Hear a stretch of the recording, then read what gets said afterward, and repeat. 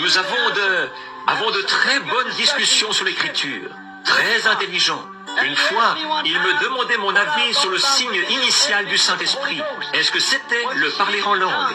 Ça, c'était il y a bien des années. Non, je ne peux pas voir ça. Il a dit, moi non plus. Il a dit, pourtant, c'est ce qui m'a été enseigné.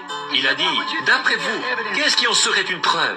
J'ai dit, la preuve la plus parfaite, à mon avis, c'est l'amour.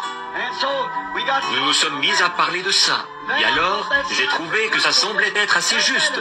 Donc, je m'en suis tenu à ça. Si un homme a l'amour. Mais un jour, le Seigneur, par une vision, m'a corrigé.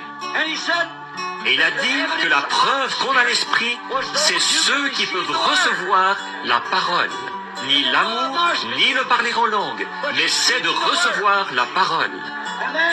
Et alors le docteur Veil me disait que c'est scripturaire. Il disait, parce que dans Jean 14, Jésus a dit, quand lui, le Saint-Esprit sera venu sur vous, il vous révélera les choses que je vous ai enseignées et il vous annoncera les choses à venir.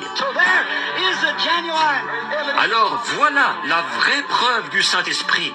Il ne m'a encore jamais rien dit qui soit faux. Alors, c'est la preuve du Saint-Esprit. C'est celui qui peut croire la parole. Si vous pouvez la recevoir. En effet, Jésus n'a jamais dit, quand le Saint-Esprit sera venu, vous parlerez en langue. Il n'a jamais dit que, quand le Saint-Esprit serait venu, vous feriez aucune de ces choses-là. Mais il a dit, il prendra ces choses qui sont à moi, et il vous les annoncera. Et il nous annoncera les choses à venir.